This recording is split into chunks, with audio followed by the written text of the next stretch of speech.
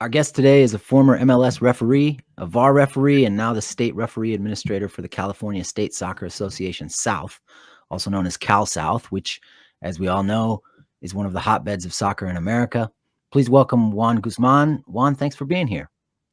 Adam, thank you for having me. I'm very excited about the show. I've seen a few of the shows prior, so I think you've done a great job with a lot of the things that you're highlighting. So kudos to you and the whole program team there. Thanks, man. First of all, let's go way back. How did you get into refereeing in the first place? I was young. I was about 11 years old. My dad was a referee. There was a shortage, and it was a Hispanic men's league, and they only had finals. They only had 3 referees on the finals. And this 11-year-old kid said, "Hey, Dad, I think I could do it."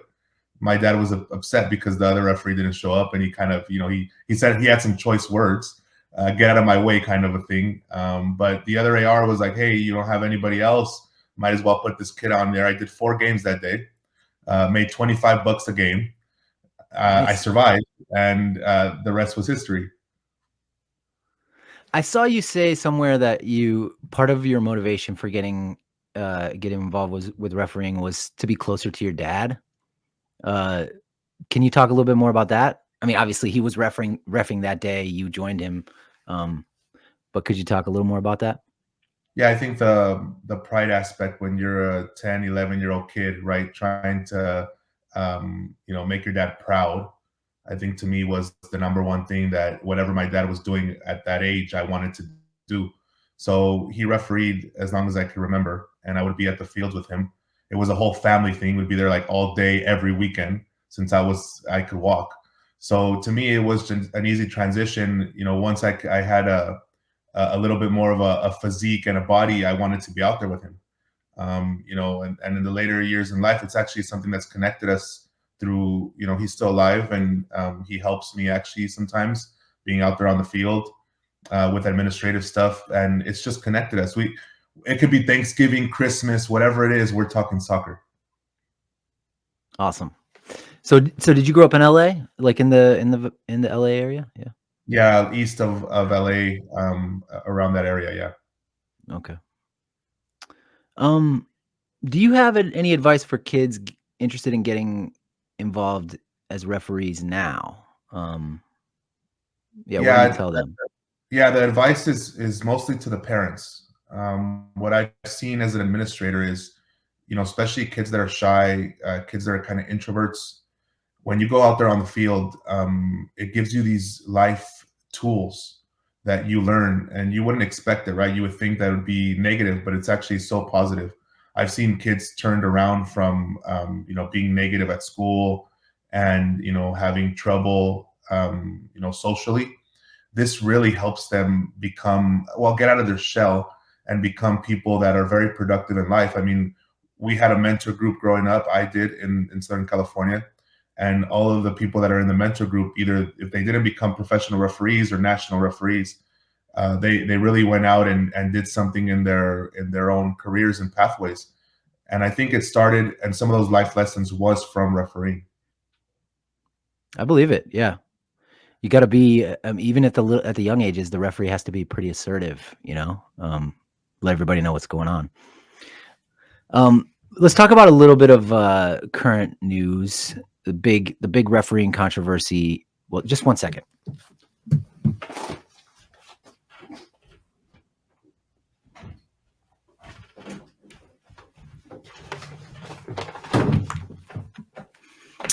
I forgot to close the door, and I could hear my wife in her meeting just a little ways away. So I want to stop that. So a thing that's been in the news a lot in the last few weeks is the whole Matt Miazga incident. And I wonder if when you see that, what is it indicative of, if anything? I mean, I guess for people who aren't following it, he allegedly went into the referee's room after a game to complain, and then he was banned essentially for the rest of the playoffs. So what is that indicative of? And is it just like a somebody acting crazy in the moment and that's it? Or is it like reflective of a larger problem in the game today? I think it's a lot of layers there. I think the first part is I refereed with VAR the last few years of my career, but the rest of the years there was no VAR. So you had to connect with players. You had to change their personality or change their behaviors with your personality, right? You couldn't just what I see now, and I know I'm going to get a little bit of snuff from the younger referees that that have only refereed with VAR, but it's not enough to there's a game-changing call or a match. We call it a match critical incident, right? When it Hmm. changes the game, your decision does.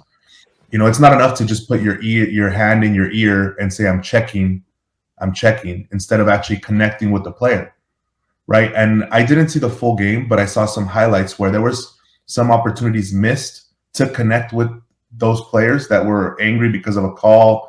And just putting your hand in your ear is not gonna change anybody's behavior. It's gonna make it seem like you're dismissive.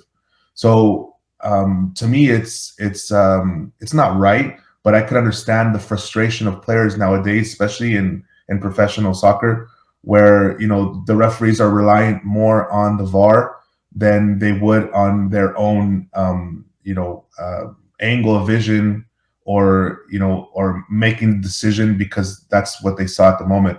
So this is, I think, a bigger issue where the referees that are coming up or younger or only referee with VAR, they really haven't ref without it. And instead of it being a tool, now it's being something where they're just reliant on it. And that to me is the bigger issue here. Now, what Miyaga did there at the end, that's a restricted area. Should not go there. There's nothing constructive that you're going to go say, especially after you're upset from the game. So there's a lot of safeguards in place, right? In my time in MLS, I saw it. There's security guards, there's referee liaisons, there's team liaisons, and all of these safeguards didn't do their job, in my opinion, for that player to reach that restricted area. When you say there were opportunities to connect with the players that were missed in the in the footage that you saw from the game, what are you thinking of there? There's times where the referee needs to be strong with players, right? Because there's not enough time to sit down and have a conversation, especially some moments of the game. But there's some moments of the game, and I didn't see the full game, so I apologize for not seeing the full game. But in the highlights that I saw, there was a lot of players that were surrounding the referee, and as a referee, you're trained to try to talk to one, not a group of players, because you're not gonna have a meaningful conversation or directive with 5, 6 players around you that are just shouting, right? So there was referee opportunities where you could pull the captain aside, right, and say, hey, this is what happened. We're gonna go with this decision because X, Y, and Z.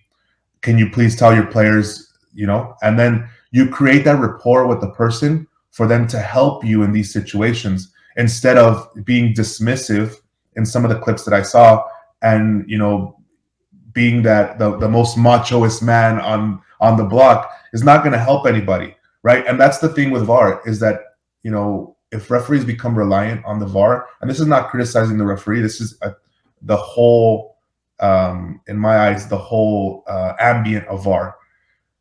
You still have to do the referee things that you did, the basics that you did. You still need to connect. You still need to change behaviors with personality. You can't hide behind misconduct, right? Or giving cards or hiding behind VAR. We still need to go out there and referee. And not just in the US, but I've seen it throughout the world of games that I've watched, is that it's very simple to say, oh, hold on, I'm checking. Hold on, don't talk to me because I'm checking, right? PK, no PK. Hold on, I'm not going to explain why I didn't think it was a PK. I'm just checking. And that, I think, frustrates people to the point where you're not even getting your voice across, right? And it may seem like I'm being compassionate towards the players, but it's just something that I'm seeing throughout the world, not just in MLS. Do you have kids, if you don't mind my asking? I do have kids, and that's what changed my perspective as well, right? And to be out on the field, you need to have a lot of life experience. Because that's the way how you're going to be able to manage situations. People always say, referees need to manage the game. It's just not the game. It's all the situations prior, when it's halftime, after the game, setting yourself up for the next game. I mean, all these things are important. right? And you don't really realize that until you have 4 kids jumping around you. Right. Mass confrontation. I wish somebody I wish somebody would come in and rescue me sometimes, when everybody wants to watch a certain TV show or something. Right. Yeah, I wonder if how like what parallels there are between managing a game and the personalities on the field and trying to change people's behaviors with your personality. How many parallels there are between that and just like parenting? Um I really, everything that I've learned in refereeing has helped me in my life. Doing the right thing when nobody's looking, hmm, integrity, all of these words that may be cliche, they're actually real, and they're in my everyday life, even in my business, right, or in my job now with Cal South. All of these things that I applied as a referee, I applied to my everyday life, right? Because, like I said, when you're a young adult, these life lessons, they transcend soccer. why can't, speaking of mass confrontation, why can't professional soccer solve that problem?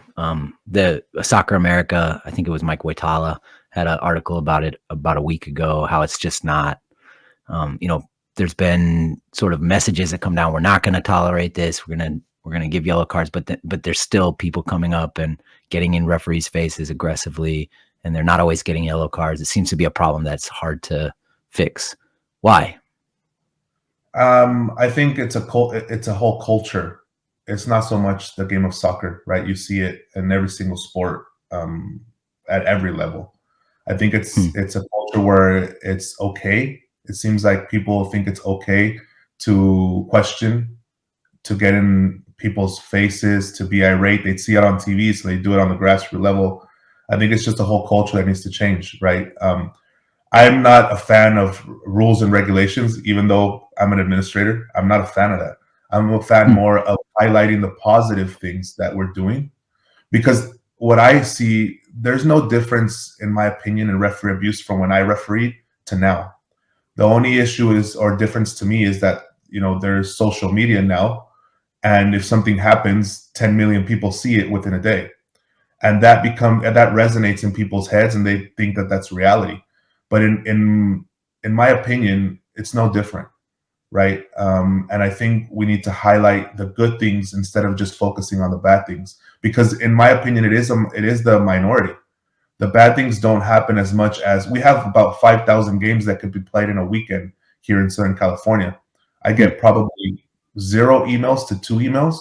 And granted, I get the worst of the worst. I'm not getting, somebody got red carded. My position is like the worst of the worst, right? I get those complaints from parents or coaches. And there's weekends that I don't get any complaints. So what does Hmm. that tell you? To me, that tells you that the majority of the games are a good environment, right? Can we be better? Of course. There's never a doubt in my mind that we could be. But in reality, we should highlight the 90 something percent of the games that actually go well. And then maybe people will be like, I want to do that, right? But if we just highlight the negativity, then, there's people that, are going to imitate that. Hmm. Yeah, I think the article in Soccer America I'm referencing is mostly about the pro game. Like that's he's there are a bunch of screenshots of images of players, way too close to the referee, so the referee has to put his hands up to stop them. Um, how hard is it to get people to sign up to be referees? Do you have a shortage currently in Cal South? Yeah, I mean, after the pandemic, I think it hurt everybody, right? There was a shortage everywhere, not just in sports, but you would see it. You'd go to a restaurant and you'd have to wait an hour, and you wouldn't get your food in an hour, and it was better just to stay home and do your own stuff, right? But I think there was a shortage in everything, and in soccer, it was no different. We went down to the lowest numbers that we've ever had. Now we're actually at the highest numbers because people now want to, be part of the solution, which I'm very thankful for, not just here in Cal South, but I'm pretty sure nationwide. So I think it's not that difficult, as long as people are aware that that is an option. I think most people want to be part of that solution, right? But like I say, this negativity and these things that we see on social media are a detriment to that, because now Mm, people think that this is the norm and this is going to happen every time I referee. But it's not. We have the majority of our referees are from age 13 to about 21. So you have a lot of the young referees out there. You have mentors, you have experienced people. I think right now the shortage is not in numbers. The shortage is in experience, because we have a lot of new referees and a lot of the older ones aged out, or did something else with their life through the pandemic, because we all had to reflect on what was important during that time. So the numbers are pretty good right now, like for you guys. Just Yeah, it's an we're at experience issue. we're at pre-pandemic numbers, so we're increased than pre-pandemic numbers. So that's really positive. I don't think a lot of states have done that, but we've really worked hard towards that. What are some things you've done to make that happen? Like that you Uh, could share. we have a lot of influencers in our community, a lot of people that are leaders, because they've done a lot of good work and they have relationships with the clubs, with some of the DLCs from clubs, and they've really gone in there and said, hey, we need to be part of the solution, right? We have some people that we're really partnering with other organizations as well to help that cause. We've gone to colleges as well and picked up those, instead of going to work, to a McDonald's or a fast food chain, which is nothing wrong with that. But hey, you love this sport, come and be part of it, and you can make some cash. So I think that has really helped our cause. What does a beginning referee make per game in Cal South? So if they do the most youth, they can make about $40 an hour. That's probably what it's at. And if you start doing centers, you can make $50, $60. And there is no shortage of games. So that I've seen some kids, 16, 17-year-olds making $700, $800 in a weekend. And Dang. you're like, wow, I wish I was back, because I made $25 when I was coming up, right? But yeah, so you got some little kids that are out there at their high schools being ballers with all their friends. So yeah, you can make a good amount of money. It's not all about the money, right? It's you're doing a service. I think that's a good thing to speak about. Is you're part of the solution. You can buy some nice shoes with $700 a weekend. Hey, you can get some really good Yeezys. Yeah. I'm gathering that you don't want to dwell on the negative too much, but I do want to ask about parents. How are they? I mean, you sort of answered the question already, but let me just put it to you. How are they doing these days in youth soccer? Like keeping themselves under control and um, treating the refs with respect, setting an example for the kids to treat the referees with respect. Yeah, I mean, I started coaching this year. I had never coached before, right? And now I'm coaching my kids, and I love it, right? What I've seen is there's been respect, obviously, because I'm there. I'm not going to allow it, but there has to be a person that is level-headed on the team, right? And usually we hope that it's the coach, but it's not always the coach. Sometimes the coach is the one that's a little bit more outlandish, but I think that's the key, is that there has to be somebody on the field, on the sideline. There's always the one that starts it, but there's always should be one that stops it, right? And if you have that balance, I think it's fine. The problem is that if you don't have that balance and one person yells, the next one yells louder, the next one says something a little bit more egregious, and then it continues on and it spirals. I think everybody has, in my opinion, I think everybody has a responsibility on the field to create a good environment for whoever's playing, right? If it's kids, you want the best, safe, fun environment for them to be like, hey, I want to come back next weekend, right? The last thing you want is a bad environment and the kid's traumatized and then never wants to play, or a bad environment and it's a full-on brawl in an adult game. That's the last thing you want. But I think everybody, to me, I've always been asked the question, who's to blame? Who's the one who's is it the referees because they're not handling it? Is it the league because there's not enough disciplinary action? To me, it's everybody. We all have a part in it. When you're out on the field, everybody has a part. There's opportunities for the referee to stomp it out. There's opportunities for a parent to be the level-headed one. There's opportunities for the coach to set that example, right, and speak to his parents or to his team. But at the end of the day, everybody has that opportunity. The problem is that when all of those opportunities are missed, that's when you have all of these eruptions on the field. What do you so now that you're coaching your kids team, what do you say to the parents? Do you have like a text message you send before the first game, or do you have a meeting where you say some stuff about like, yo, we're gonna be calm, we're gonna treat the referees. What do you say to them? Yeah, I'd have a meeting. I had a meeting with both teams, right? And I just said, hey, this is who I am. This is what I've done.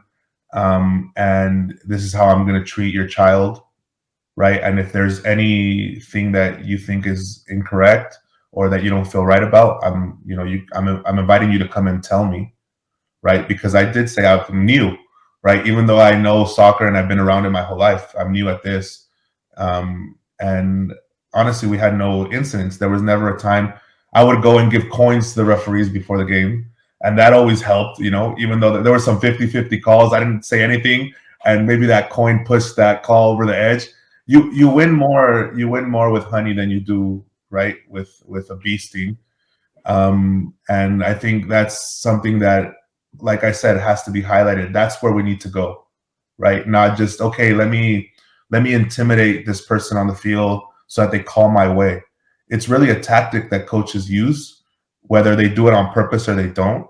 If you're arguing a throw in at midfield, that's a tactic, right? Now, if you're arguing a penalty kick, no penalty kick to decide the game, that's an emotion. And I think referees should also acknowledge that, and stomp that out from the beginning. Because if you let it go on, you're kind of like encouraging it, and it's spiraling, right? Until where you can't control it anymore. Okay. So moving over, well, let's stick with the grassroots a little bit. So ZP in Texas, one of our listeners asks, Southern California used to be a hotbed for producing national team talent, but it seems like that's dropped off a little bit in recent years. Why do you think that is? Wow, that's a tough question. I do have a lot of coaching friends and a lot of administrators that they remember the good old days. I don't think that it's dropped off. I think that everybody's caught up. Um, and you see it in CONCACAF as well, right? You see, and this is at a different level, but to me, it's the same, right? Before El Salvador or Guatemala or Honduras or Costa Rica were the ones that they were at the bottom of the table when they played the U.S. or when they played Mexico, and now you see them, and those are tough games to play, and you know those big giants that were of CONCACAF, right? Mexico and the U.S. They're having trouble beating some of these teams that before it wasn't as difficult. And I think it's because everybody's caught up. It's not that the U.S. or Mexico has gone down in level of play. It's that the rest have caught up. And I think it has to do with sports science, all these things that are available now. They're not like the old Brazil that used to play on the beach. Everybody already knows that. It's more common knowledge. Okay, you're going to make yourself stronger if you do this jump training or whatever. I think Right. now, to me, it's the rest of the world is caught up, and now you have to find this new thing to make you better than the rest, right? And I think in youth sports is the same. You have soccer playing indoors now, so now before that you'd only play 3-4 months out of the year because of the weather.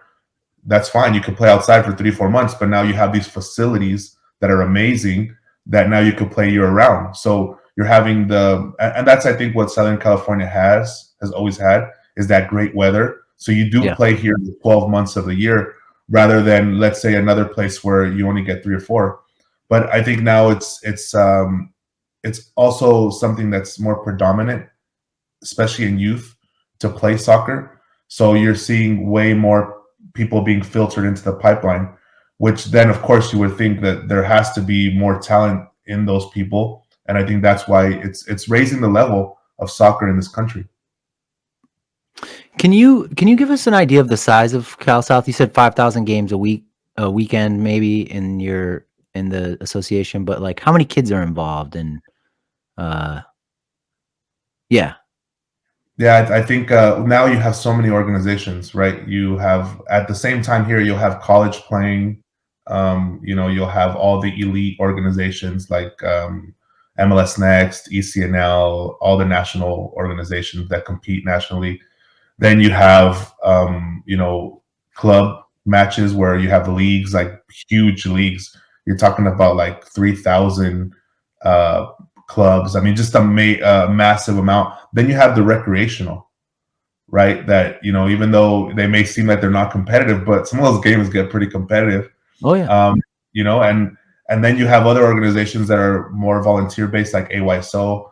So there's really not a clear picture of how many amount of games I could just say it towards this organization. But I mean, it's a credible amount of matches that are being played. And now, the next 4 years, you have the Club World Cup, you have the Olympics, you have the men and women World Cup, the senior teams, right? And it's all coming to our soil. So you could imagine when we jump started in 1994 after the World Cup here, how, it even created MLS in 96. So you could imagine what it's going to do, where it's going to take it. You see Europe, and that's the number one thing. Here, you have so many factors. You have football, baseball, basketball, but soccer's climbing the ladder, especially with these high profile names that are coming in. Messi, and who's next, right? And is there anybody else better than Messi? Right. So I think that there's a movement.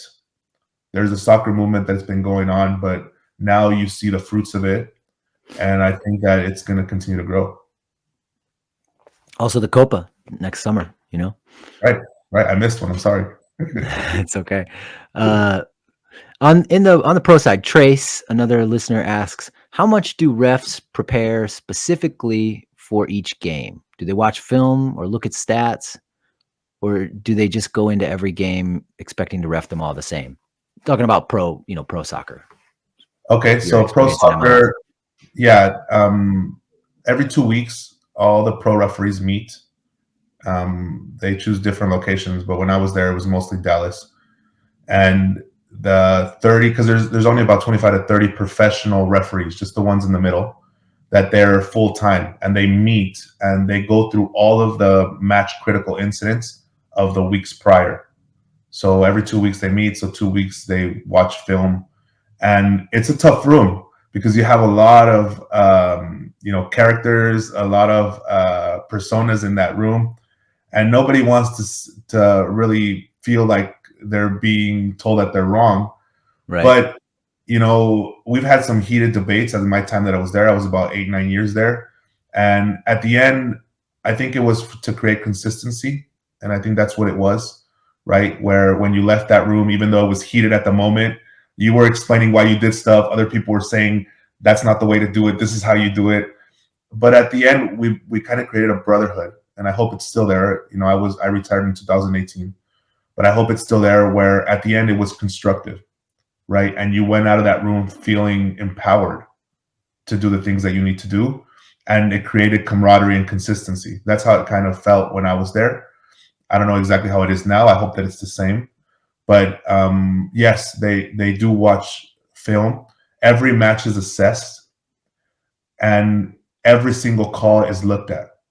So at the end of the game, you have an actual assessor, right, that's watching the whole game. They have this elaborate video replay stuff that can show you the distance from your call. It can show you how many calls you made for that team. It's just an elaborate whole feature thing that they send to you.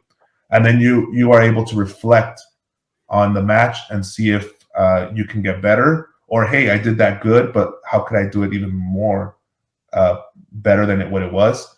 So yeah, there is, it's a profession. It's a full-time job. These referees are not going somewhere else the next day and working, right? It is a profession. And I think that's what people don't really understand. They just don't get up and do the game. They study everything that goes before it, and then after they reflect on it. Okay. Yeah, that reflection process sounds really interesting. Do you like, if you were going to be reffing this MLS Cup final that's coming up, would you go like watch some footage of how Carlos Vela is playing these days to see, like, is he prone to, go down easy on some contact? I mean, how detailed is the preparation for a game that's coming up, you know? Well, if you're doing an MLS Cup, it's because you've already seen the teams in the league right before. So, Right. and you've already been there for a long time, so you already know the teams. You even know them by first name. So you're going in there. You're not saying, "Hey, Vela, how you doing?" You're like, "Hey, Carlos, how you been?" And there's that rapport, hopefully, that you've built out through the time that you've been in MLS, right? So that you Right. know the team. Now, what most referees do is they'll call the referee prior. So, for instance, I'll call the person, the referees that did the semifinal, and just ask them questions. Hey, I see the film, I saw the game, but tell me, is there anything that I missed? Any issues that you can't see on the tape? And then that person will say, yeah, this happened and that happened, and be careful with that. And so there is a type of kind of education of what happened before to set you up for the next one, right? Or you could say, hey, Carlos Vela had a few times where I could have carded him, but I told him this, and that actually helped me. Oh, thank you for telling me that, and then you work it as well when you're on the field. So there is preparation involved, mental preparation aside from physical. I think that's the most important thing.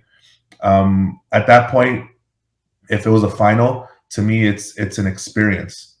It's an experience. So you're living that experience too, but you can't let the experience take you, and you have to be focused on the match. And I think the referees that are at that, they choose the best referee of the season, right? That's what pro does. They choose the best one that has the best marks, and that's been consistent.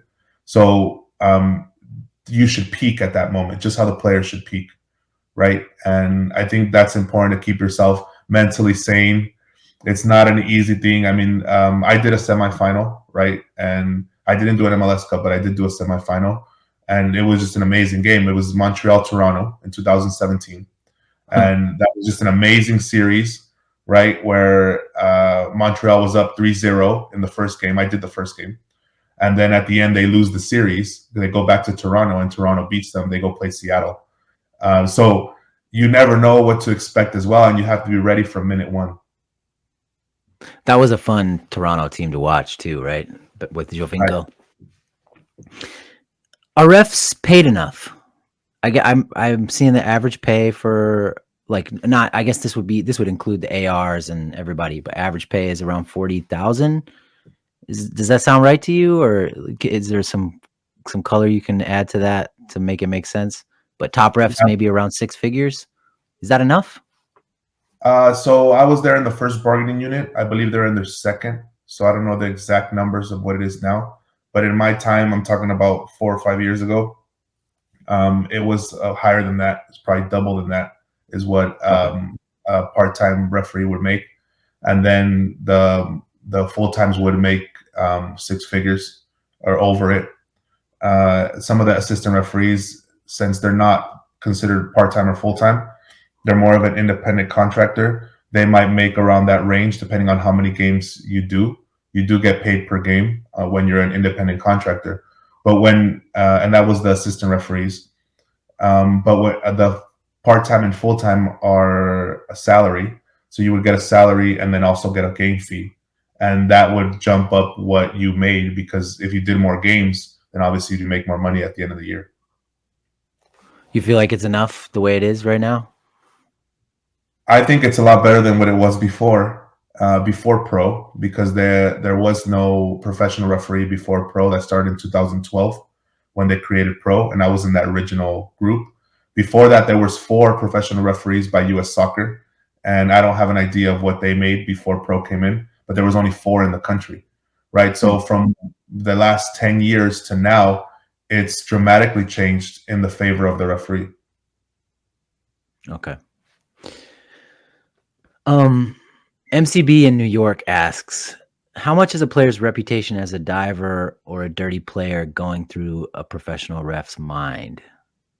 It sounds like you do discuss the particular players pregame with other refs, right?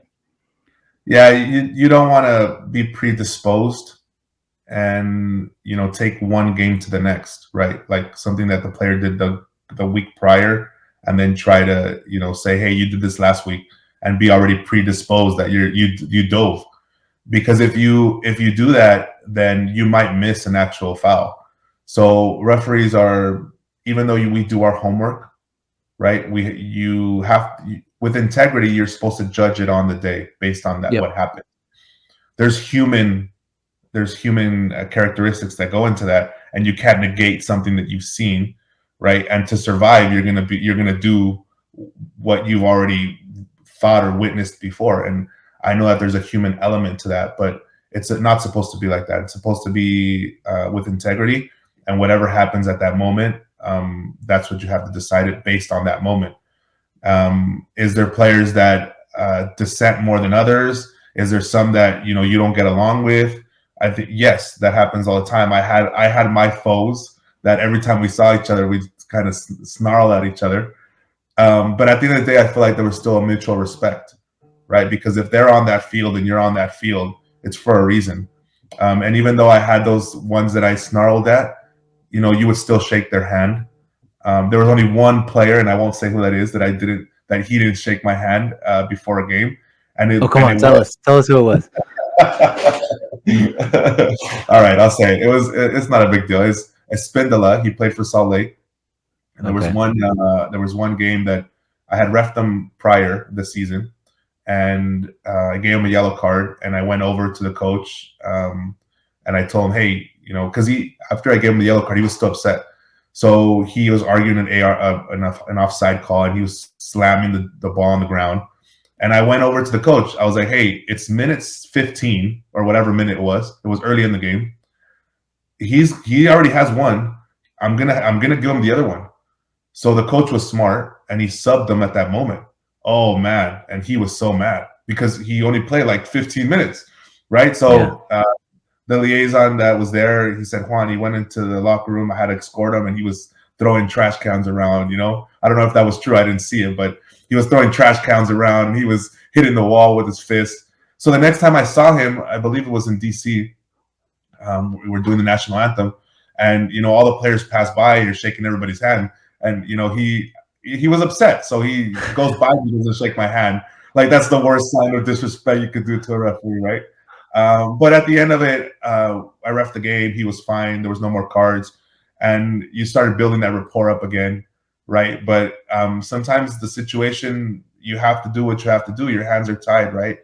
If you let him continue on, then it spirals, and then everybody else wants to do the same thing, and then you lost control. Yeah.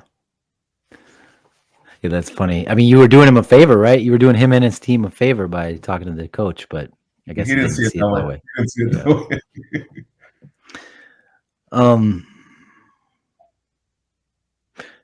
All right, let's talk about VAR a little bit more. What is it that people don't understand about video assistant refereeing and how it works? I'm sure there's a lot, but it's something you've talked about a few times. Well, I'm gonna start off with one of the hardest things that you're ever gonna do, right? And I was trained. I was in that original group that was trained. We were allowed. U.S. soccer was allowed by FIFA to incorporate, obviously, because it's the culture, right? In every single sport we have it. So it was not a big surprise that U.S. was granted the ability to be one of the first countries in the world to use VAR. And there was some benchmarks that we actually did. We did like the first VAR call of the world. It was like a thing, right? So I was trained in that original group. It was about 2 years of training, and people don't really recognize that or see, oh man, they're actually trained. We were doing MLS friendly games or preseason matches. We would have the whole setup with all the cameras, and we were trained that way. We also had like simulations as well, and how to do that. There's actually terminology that if you say one word, it means a whole thing. So the people that are in that booth are trained, right? I know I see your face like, wow, I didn't know that. Yeah, there's certain words that are trigger words, and it means a certain thing, right? And that everybody knows that. So it's one of the when you're a referee, yeah. Well, why? I guess my gut reaction to that is like, why is so much training necessary? Basically, you're watching the replays to make sure that the call is correct, right? I mean, that at the end of the day, that's what it is, right? Right. If you only had 1 or 2 replays, but you have about 15 cameras at a time, right? And you need to know where the cameras are placed. and you need to know which one's going to give you the right answer. And there's times, and I've seen it many times, that one camera angle will give you one decision, you turn it to the other side, and it's a complete different decision. So when you're on the field, and that's where I was going to, people, since you're human, you get one glance at it, right? And you have the ARs, which is a second glance at it. You're human, you're able to make a mistake. It's more accepted. But when you're in that booth, there's no exception. You have all the tools necessary to make the right call. But some of the angles are conflicting. And based on your experience and your judgment, you have to decide which one is the one that is most prevalent, or which one is the one that is going to give me the right answer. And sometimes, let's say you're a producer on a show, you want to show the controversy. So they might change it on you. They might show the camera angle that doesn't show anything. And, this VAR is crazy. At the end of the day, it's an incredibly difficult thing, because you only have a certain amount of time, because if not, it takes away from the game. Yeah. Right. And it has to be clear and obvious. So if it's not clear and obvious, then you can't send it down, and you cannot send questions. And I think that's something that people don't understand. If a VAR is sending something down, he's sending it because he thinks that call should be overturned. They don't send questions. So for instance, oh, come and take a second look at it. I think. There's no I think. This is a penalty kick because X, Y, and Z. I'm going to show you the point of contact, and I'm going to show you in real time. That's what the VAR is saying. So if a referee is being called out to watch the monitor, it's because the person that watched it is telling them that it's wrong, and you have to reverse it. Now, a lot of people don't understand that. I didn't know that. No. Right. If you're a referee, there's some factors to play in there. If you're a young referee and the VAR is your hero that you watch referee for all your life, send something down, you tell me if you're not going to go with that person. Probably. Right? It's pretty common sense. So that's where I think you have these issues. Even though we talk about integrity, there is still human aspects that, to me, leave the possibility of doubt, because now you're putting in a human element where the VAR is supposed to be black and white. It really isn't. It really isn't. And at the end of the day, how FIFA set it up, there's still judgment calls that have to be made from the VAR. And that's what you don't want. You want only black and white calls, right? You want goal, no goal. You want offside, no offside. You want things that are 100% factual. But that's not how it's set up. There's still judgments that have to be made by a second person in the booth. And if that second person in the booth, there's so many factors there as well. Is that a new person? Is that a younger referee? Right? Is that an older referee? Who is reffing the game? All these things that I don't think people are aware of, they're part of the mix. And at the end, you have these decisions. They're like, wow, why did that happen? And I see it clearly because I was there, and I can judge, okay, well, this referee's working the match. This VAR is on the game. So to me, I can already put in my conclusions on why that call went in that fashion. It's similar to an AR and a referee as well, right? You have a lot of different dynamics in that sense too. I had a lot of ARs that were very well experienced, went to World Cups, was top of CONCACAF. And if they made a decision, that's gold. And most of the time, they're going to be right. It's that one time that, it's something that wasn't the right thing, but you were kind of pushed into it. I think the way FIFA did it is they opened up Pandora's box with allowing, I know they say clear and obvious, but then what is that to you? To me, clear and obvious is that there was zero contact. To some people, that might be there was a little bit of contact, but to me, it's not a foul.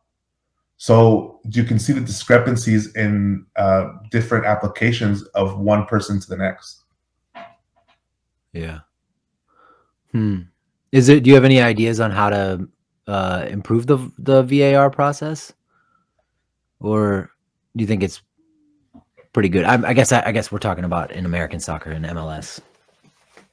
Yeah, I think there's really nothing you can do to change it, right? And it's a beast that's gonna kind of go on its own, and there's gonna be situations where it's going to be like, wow, that's great that we had VAR. And there's going to be situations where it's like, why do we have this? At the end of the day, I think a lot of the calls, especially on the ARs, it shows that they're pretty accurate. It shows that they're pretty accurate, especially with offsides. They're pretty accurate. The problem that we have is, I think, the changing a yellow to a red, or the PK no PK. Those are judgment calls, and I think that's where the issue is. But everything else, to me, like everything that leads up to a goal, to make sure that it's clean, the offside to make sure that that's clean. If there's a player that's misidentified, right, you give the wrong card to the wrong person. I think that's clean. Those are black and white things. But to me, the judgment ones are the ones that we're going to keep having these issues, because everybody has a different perspective. If you could change a rule in soccer, well, I'll just tell you the part of VAR that frustrates me is when somebody is, just like an inch offside, and then it calls back a beautiful goal. And we've talked on our podcast about like maybe a different kind of offside rule. Maybe there needs to be daylight between the attacker and the defender. Do you have any of like? I'm not trying to influence your answer here, but do you have anything that a rule change that you kind of would like to see someday? Or well, let me talk about that offside that you're saying. No, to me, the most difficult one for people to understand is handling, right? Because even though it touches your hand, it might not be called because right. of all of the criteria that goes onto a handling offense. And I think that one takes the cake, especially in the youth game. If it ever touches a hand, whether it's by their side or not, everybody thinks it's a handball and they're screaming, right? And I think that one is difficult to manage. And then the offside one as well, like you said. I think there's so many layers there that at times, FIFA tries to clear it, but I feel like it confuses more people than it actually helps.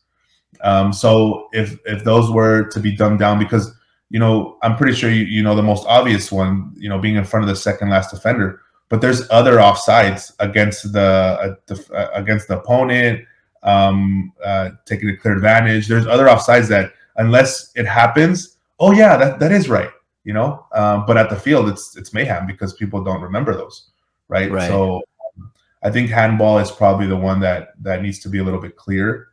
Even though referees understand it, or we understand it, I don't think that transcends or goes into the general public knowledge of soccer, right? And I hear it all the time, right? Handball, handling, you hear it on the sideline, right? And it was like the hand was at its side, it was a natural position, and it touched the hand. The ball went into the hand, it wasn't the opposite. And I think those are the hardest ones to deal with on the field. Okay. What about this idea of a sin bin, like a penalty box?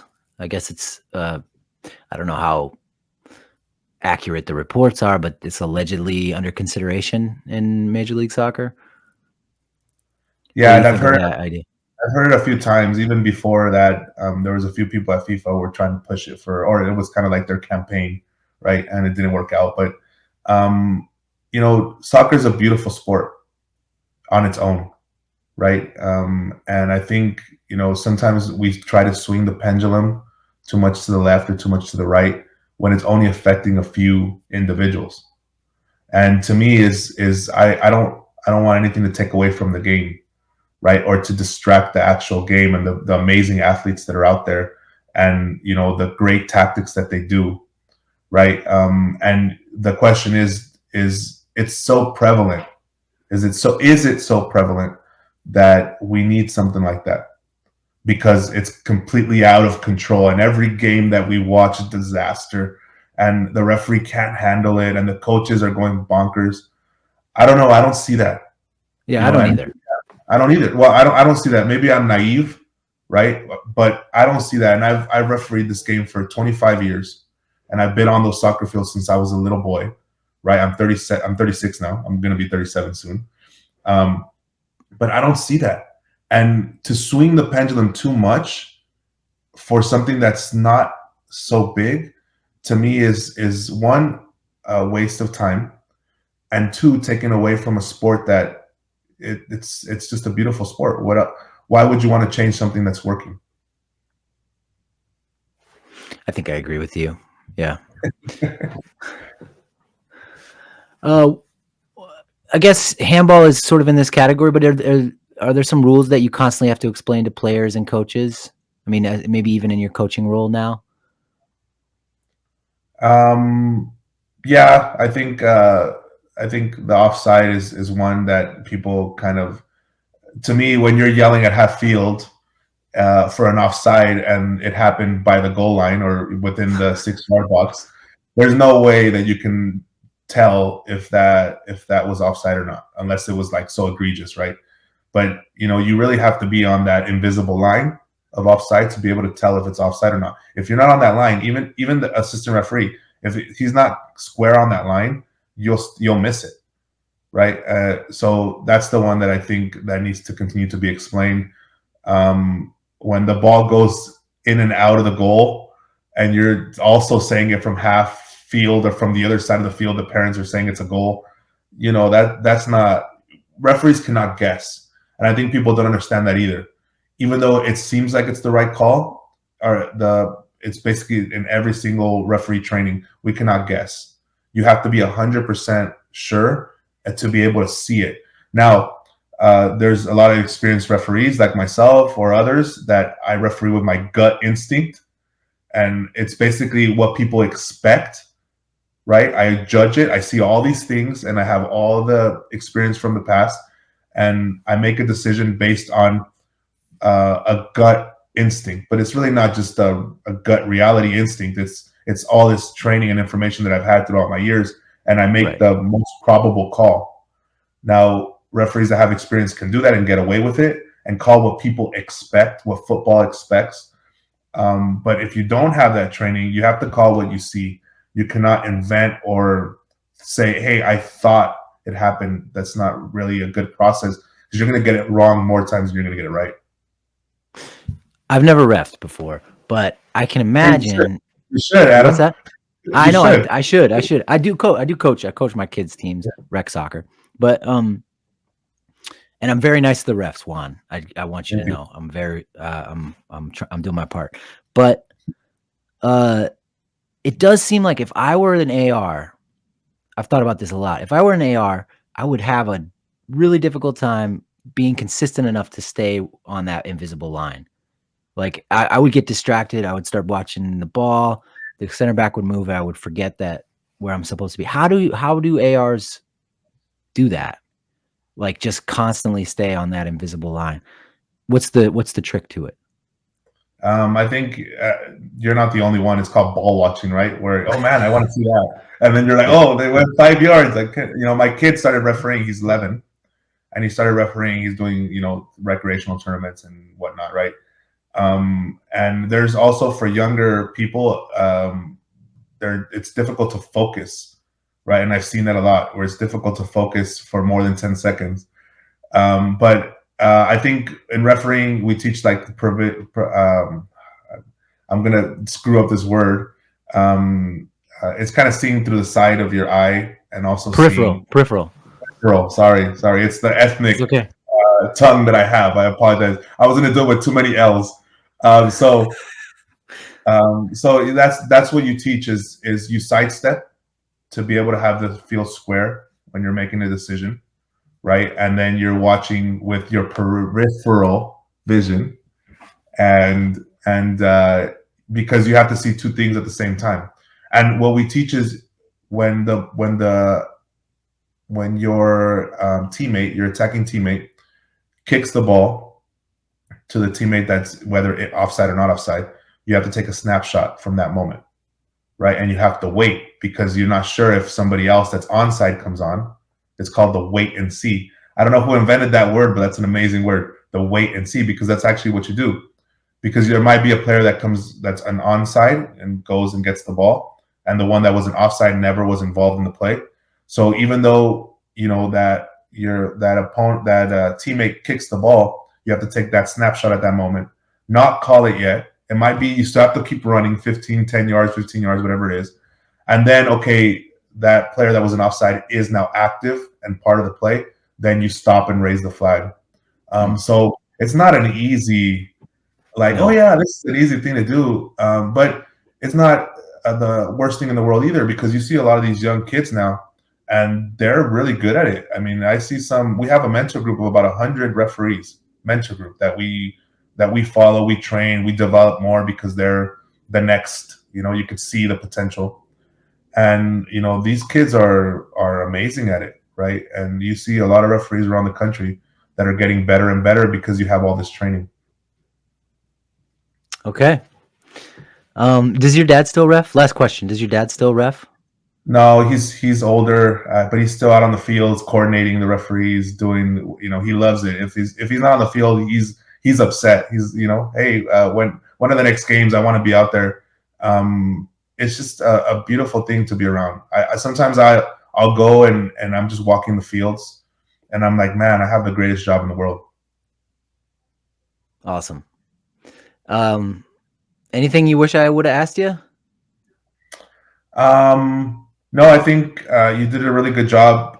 I The last thing I would like to say is I really want to highlight the amazing part of the game that parents, coaches, administrators, referees, but especially parents, because now that I have my kids and I'm coaching them and I have to take them to games, and you know you want to put in that extra hour at work because you need to get something done, and you're already thinking in your head, oh man, can I just cancel today because that'll help me for the week, because I won't be, you know, behind in my work.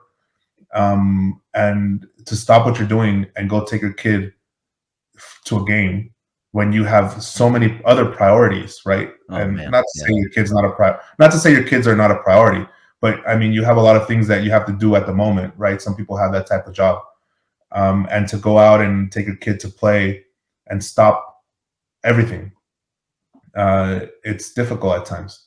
And I've realized what important role the parents have to take their child to a soccer game, because then they grow up and then they take their child, and it becomes this whole ecosystem of support to soccer. So I want to highlight that. I Hmm. know a lot of people want to highlight the abuse, but I want to highlight that, you know. And if we encourage good behavior on the field without taking that excitement away, I think that's where we can start changing the culture. Is to say, hey, this is how you should do it. We encourage you to do it. We empower you to do it. Please tell others to do it. And I think that's how we're going to be changing. Rules and regulations are not going to change anything. People are going to circumvent them the best way they can. So I think we need to start working on the culture and highlighting all the great parents that are out there. Hmm. Okay. What a great note to end on. Juan Guzman, thank you so much for your time and your service to the game in this country. And thanks everybody for listening. We'll see you. Thank you, Adam.